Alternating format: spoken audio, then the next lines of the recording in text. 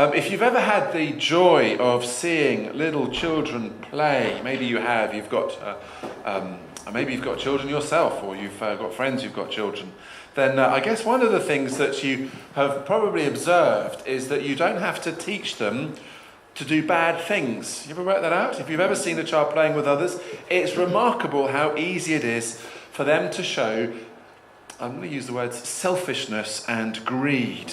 Just put two children together with a few toys, and before you know it, there will be fights over who gets what, won't there?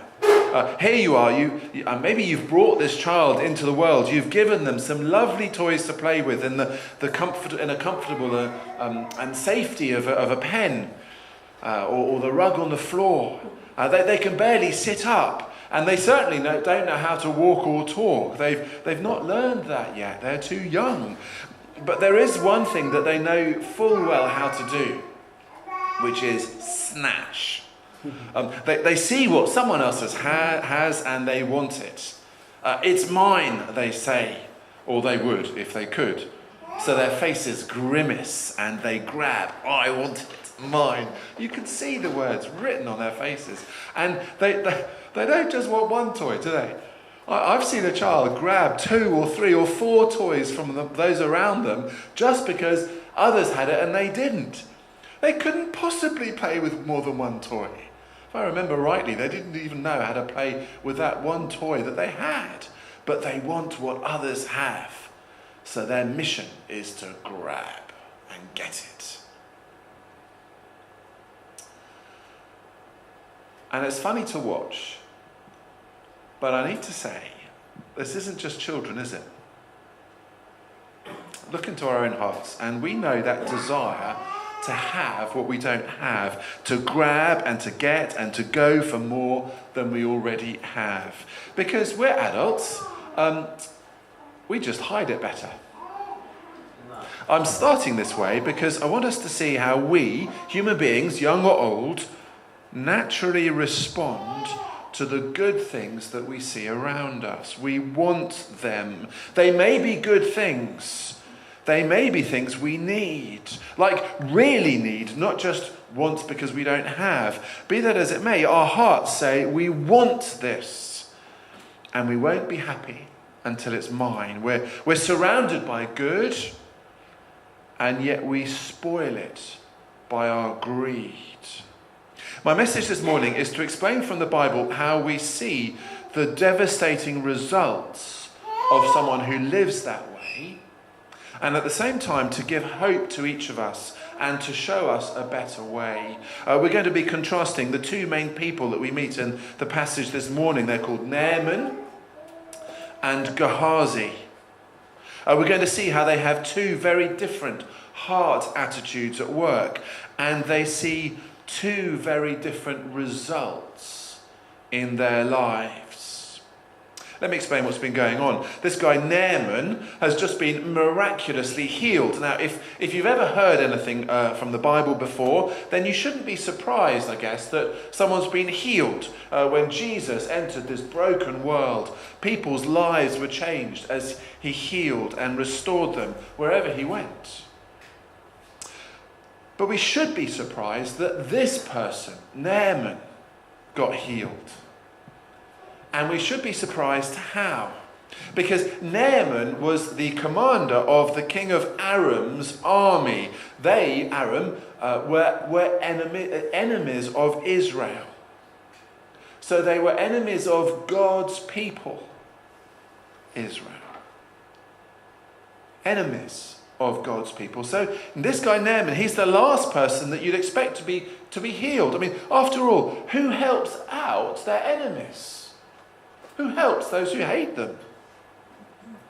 Especially when this one, Naaman, we saw earlier in the beginning of the chapter, has a slave girl from Israel who has been snatched and trafficked to become his wife's slave. So that's doubly or triply ugly, if you like. Doubly, triply bad.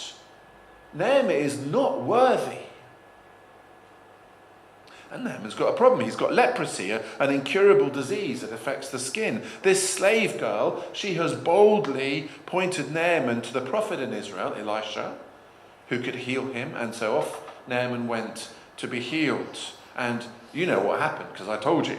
Naaman was healed. He was healed fully and completely and miraculously. It didn't cost him anything, even though he brought what would be today, in today's terms, millions of pounds worth of gifts to say thank you, or as a bribe almost, to say please heal me. Didn't cost him anything, except his pride. Because Elisha made Naaman walk into the dirty river Jordan 7 times, promising that then he would be healed. Elisha wanted to teach Naaman to trust God and to trust his word, coming with nothing but his sickness and his sins. So Naaman trusted Elisha and did what he said. He trusted and obeyed, and he came out clean with skin like that of a young man. And that's the point in the story that we get to now. The second half of the chapter now shows us how both Naaman, the guy who was healed, and Gehazi, Elisha's servant, have responded. We see how Naaman responds with a thankful heart and truthful transparency, and how God blesses him in that. And in contrast, as a complete opposite, we see how this guy Gehazi responds. He's Elisha's right-hand man, Elisha's servant. So you would expect him to be pleased and act honourably, wouldn't you? I mean, you ought to expect that of religious people. But Gehazi is none too pleased. He grumbles at what God has done. He complains that Naaman didn't have to pay, so he tries to get something for himself. And he sets about doing this by trying and hiding the truth, lying as he hides the truth. And we then see God's judgment on Gehazi, which is to give him over to what he desired. He wanted what Naaman had, and so he got it, including the leprosy. 2 men with 2 different responses to God's grace, God's miracle in his life, to Naaman, and then 2 different responses from God to each of them.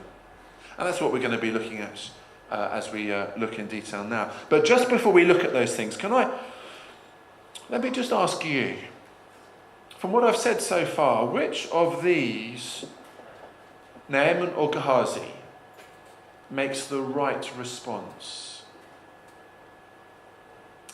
Just ask yourself that. And then perhaps more personally, something I've been grappling with and something I encourage you to now and always is this.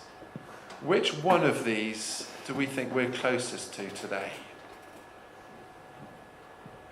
My aim today is to explain what these men are like, and as I do, to show you how you can respond rightly to God in your heart, to what God has done for you in Jesus, and to enjoy the blessing that comes from that. First, let's see Naaman's response at having been healed and had his skin made like that of a young man. It's pretty good, isn't it? But if you've got skin like that of a young man, of a sort of teenager or a young woman, that is something you want to get hold of, don't you? If that sort of miracle was available today for everyone, just for going washing in a dirty river, then boy, there'd be queues. Well, how does Naaman respond? It's pretty obvious, isn't it? He is well pleased. I mean, you would be, wouldn't you? If something as marvellous as that happens to you. I've actually got an eye infection this week, so I'm wearing glasses. It's been slightly painful, but thankfully, we live in a city where there's an eye hospital, and the NHS is brilliant. So I'm really thankful to them that they saw me and gave me some drops, and I think they're working. I'll tell you next time I see you. But I hope they are. I'm really thankful for that. But this has been an irritation, a mild irritation relatively, for a week. It's not been a life-changing disease that I've had for ages.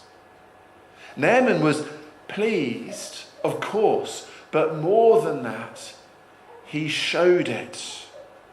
He was not only pleased, but genuinely thankful deep down in his heart. You could see it in what he said and in what he did. They say that actions speak louder than words, don't they? You've heard that before. I've heard the phrase as well, love says what love does. Actions speak louder than words. But you know what? Sometimes words count for a lot. And I think we're meant to see that here. Because 5 times in our passage, this commander of the king of Aram's army calls himself Elisha's servant. 5 times a man who is used to having soldiers and servants do exactly what he wants now affirms that he's become a servant of this prophet from another country, from a country of his enemies. 5 times he says that. Stop and think how Naaman has changed. Only a few moments ago, kind of a few lines earlier in the text, just before Naaman goes down into the river Jordan to be healed, Naaman has been incensed at this same Elisha for not having come out to see him and wave his arms over him so he might be healed. Naaman was really upset at Elisha. The last time that Naaman saw Elisha, Naaman was mad at him for not doing what he wanted Elisha to do.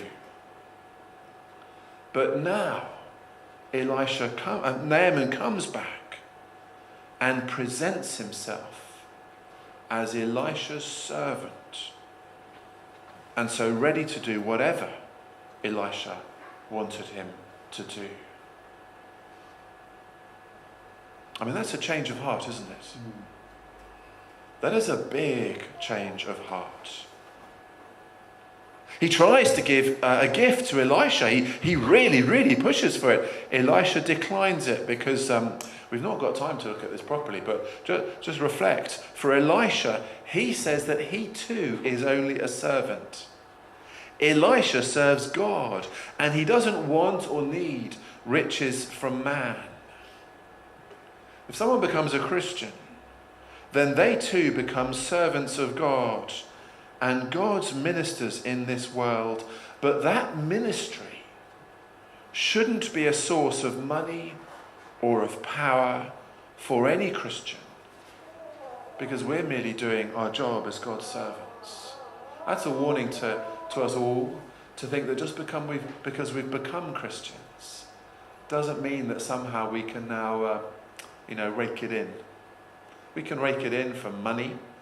Someone sent me a link this week of an American who was, his ministry organisation was celebrating the new jet that they've just got. God somehow led them to that. I don't believe that God led them to that for a moment. But we can do it in more subtle ways. In the little small things of life, power, influence. Elisha is just God's servant, and we mustn't use the gospel for our own personal selfish means. Back to Naaman, because I think we're meant to see the radical change in Naaman's heart as the main way that Naaman shows his thankfulness. Naaman had to humble himself to be healed, and continues to humble himself before this prophet of God. He's chosen to humble his thankfulness from what he wants to give. But it's his heart that has changed. His heart that you see in him becoming a servant 5 times. Contrast this with the way that Gehazi responds to Naaman's healing. Gehazi's main concern is that Naaman has got off lightly. He sees all that money that Naaman has brought, and he sees Elisha refusing to take any of it, and Gehazi is not happy. He doesn't think it's fair. Gehazi's thinking that Naaman doesn't deserve to be healed, and if he is healed, then at least he should be made to pay for it. Huh? At least he should be made to pay for it. So whereas Naaman's heart is full of thanks and goes from pride to humility, Gehazi's heart is full of grumbling and becomes prouder still as he decides, he thinks, He knows what's best. So what's going on? How can we learn from this? Now you might think that I'm going to tell you, be thankful and be humble like Naaman. Don't be grumbling and proud like Gehazi. I'm tempted to say that, but I don't think it's the right thing to say. Because I think we first need to ask, what's the state of our hearts? We first need to ask how we respond to the good things that God gives us around us. God has given a good thing to Naaman, and this provokes thankfulness in one and grumbling in the other. So what's the difference? And I think the difference is understanding God's grace, God's kindness and undeserving favour towards others, giving to those who don't deserve it. We've seen how Naaman, he seriously doesn't deserve it. He really, really doesn't deserve it. To understand God's grace properly, we need a right understanding of how generous God is, and therefore how unworthy we are. Now, hear this please. This is not to say we are rubbish, but it is to get a right perspective on life. It's to be honest about life. It's to be real. Naaman had got that, which is why we see his humility so clearly. Gehazi didn't, which is why we see him grumbling over what someone else has gotten away with. When we see how undeserving we are, how much we have been blessed from receiving what we have, then our hearts overflow with thankfulness, and we can be grateful for anything and for everything we have. Imagine that child who is happily playing with you've seen this, haven't you? A child who is happily playing with a few bits of broken toys. They're scraps. Now imagine that they continue to be happy when you put half a dozen other children around them who've got brand new toys. If that first child continues to be happy, then you can see the contentment in what they have. Because it's what they have. It's not provoked by envy or greed, by looking at others and saying, I want mine. It's not fair. It's the words of children. It's the words that we have when we look at others. It's the words of Gehazi. You don't deserve it. I want. That's why the Christian ought to be the happiest and the most content person there ever is. Not because I tell you, that wouldn't work. I'll be happy today. That's not going to work, is it? But because the Christian knows that we have received goodness from God beyond any kind of human imagination. First and foremost, when we least deserved it, God broke into our lives and gave us forgiveness for all that we've done wrong in his sight. Some of that we are aware of. Much of that we are not. But God gave us forgiveness for all that we've done wrong in his sight. God made us friends again with him when we were living as his enemies. That, if nothing else, shows us how undeserving we are and how wonderfully God has treated us. We are the Naamans, if you like. But there's more. Because when we come to Jesus, we know that we have so much more. This isn't why people become Christians, but this is the blessing of being a Christian. We know we have a God who cares for us and is working in us, who's living in us, even by his Spirit, who will never leave us. We know we have a promise for the future which is literally out of this world. When we know all of this, and I need to say when I remember all of this, because I know it, I just need to remember it. When my heart looks at others that go, mine, I want. I know it, I need to remember it. I need you to remind me. You need to remind each other of this. when we know we are giving this for nothing, how does that make us feel?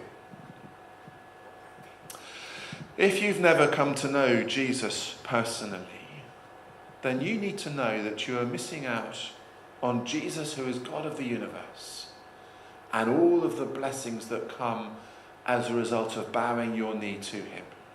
Don't come for the blessings. Come for Jesus, to enjoy him and enjoy the blessings that flow out. You're missing out on the joy of being forgiven and accepted by the God of heaven and earth. The joy of being loved by him for who you are, not for what you've done.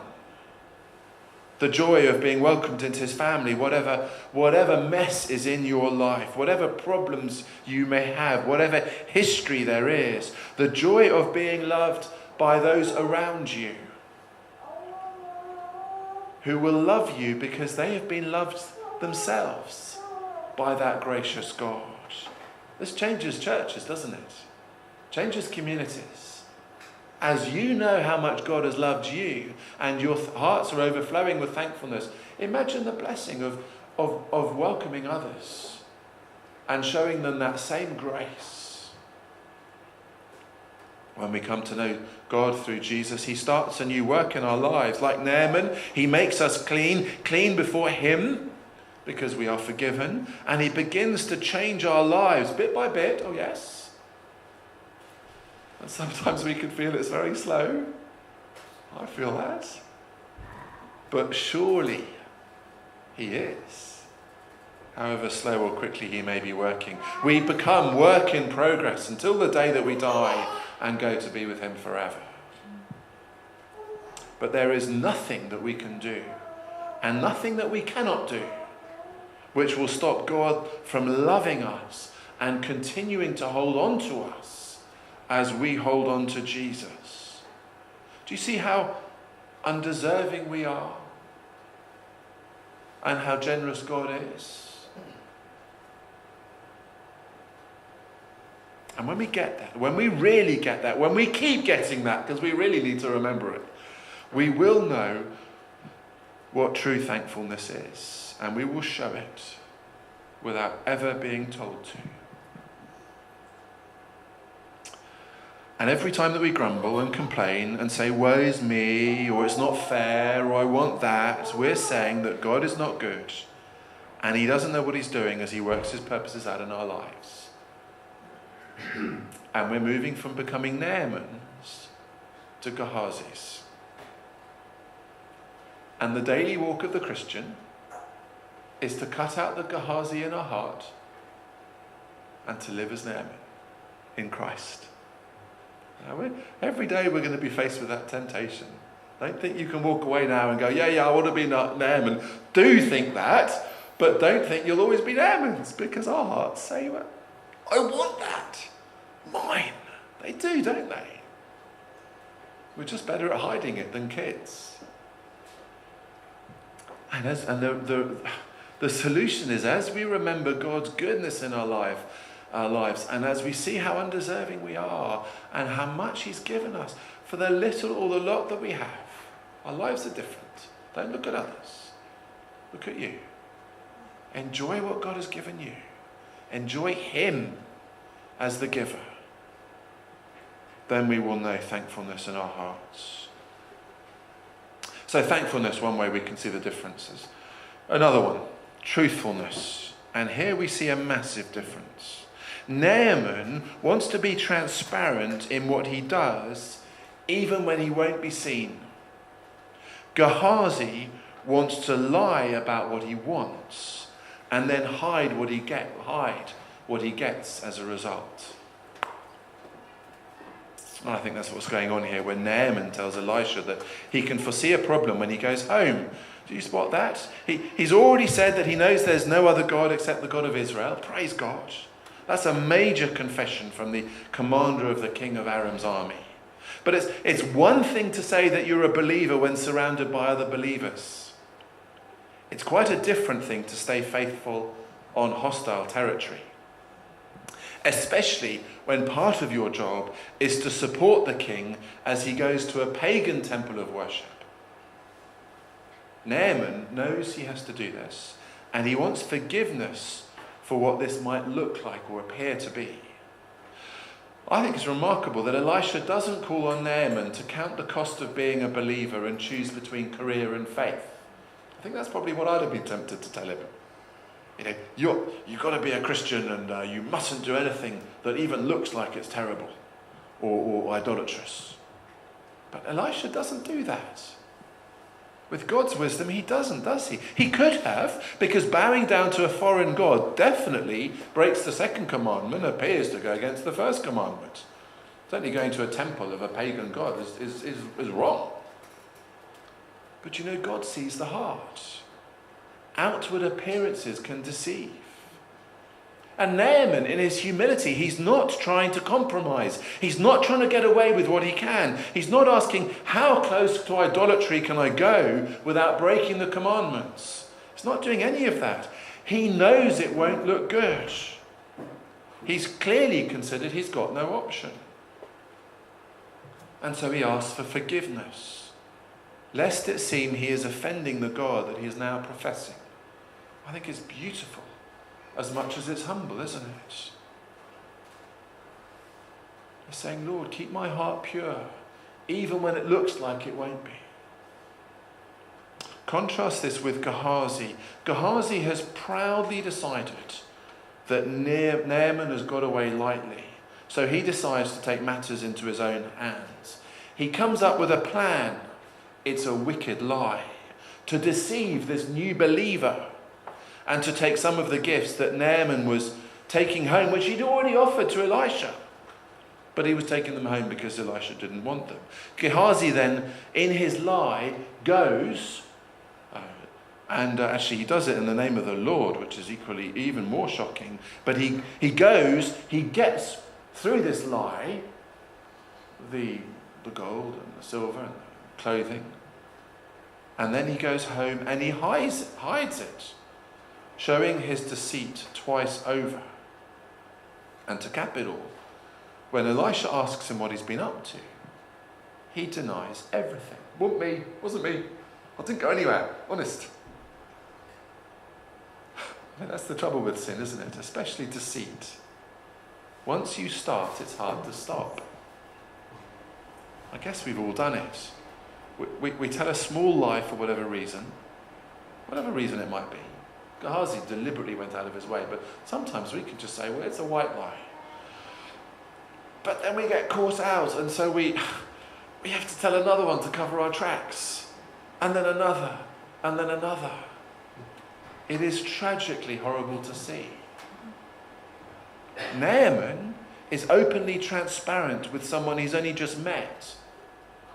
Gehazi is deceitful and tries to disguise the truth by hiding his loot in his tent.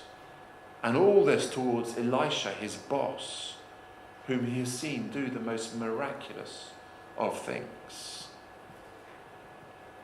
We are meant to think how crazy Gehazi is to hide these things from Elisha.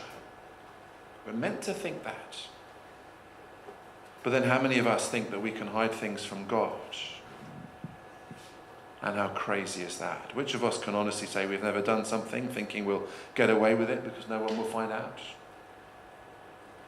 But we can't hide anything from the true and living God, can we? And knowing this ought to make us humble, because we know he knows our hearts. He knows all the truth about our lives, even what we hide from other people, even what we hide from ourselves. And he has still chosen to love us and send his son, Jesus, to die, that whoever puts their trust in him might not perish, but have eternal life. And that's great news, isn't it? When someone loves you because they choose to love you, the phrase warts and all comes to mind. That's how God loves us. So there's a contrast between the two men's thankfulness in their transparency and in their thankfulness and in their transparency with the truth. And now in the way that God responds. For Gehazi, God gives him over to what his heart desires. He's wanted what Naaman had, so now he gets it.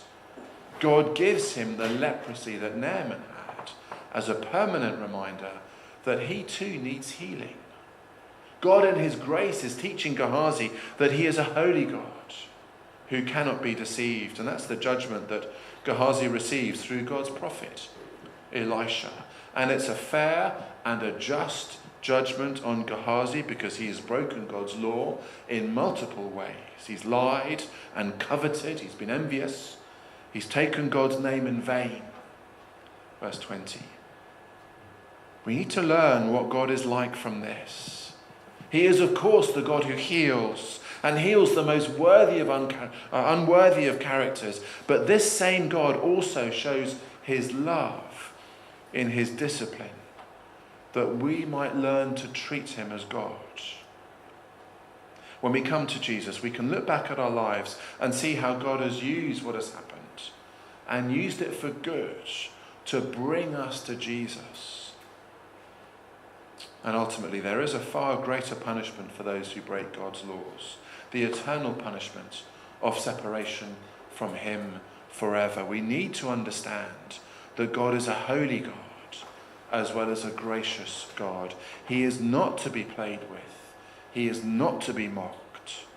Yet to those who come in humility and faith, we can experience open arms and a graciousness that is overwhelming. Here was Naaman, anxious and concerned that he might offend God by being seen to bow down to his idol, his master, bow down to an idol whilst his master was worshipping. So he comes up with a long explanation. He's very wordy in it. You can almost feel the nerves as he speaks. To which Elisha simply says, beautiful words, go in peace. Jesus said to a woman who simply reached out to touch his garment in a crowd, daughter, your faith has made you clean. For all that God might cause us to fear with his judgment, isn't his grace and gentleness wonderful? If you don't know God as this kind of God, then you're worshipping a different God from the Bible. If you don't know God as gracious and welcoming and the kind of God who wipes away every worry that you have and forgives every failing in an instant, then you've missed out on the true and living God. Go in peace. And if you do, if you know this God, then isn't our response to be thankful and full of praise, to come before him with humility, knowing how little we deserve and how overwhelming his goodness is to us. There's no point in me telling you to be thankful or humble or truthful. That's just obeying instructions. In the middle of next week and the busyness of your life and when no one else is around, how will you respond? You'll respond because your heart says, thank you, Lord. Thank you for Jesus. Thank you. And that thankfulness will show itself in humility and in truthfulness every moment of every day. And the great news is that the more we know Jesus and his gospel, his promises for us, the more we will want to be thankful and humble and truthful, because that's the kind of God that he is. And that's what pleases him so much. Naaman or Gehazi? Well, it's all about Jesus, isn't it? Coming to Jesus and then seeing Naaman's way and running away from Gehazi's way as we come to the gospel in Jesus.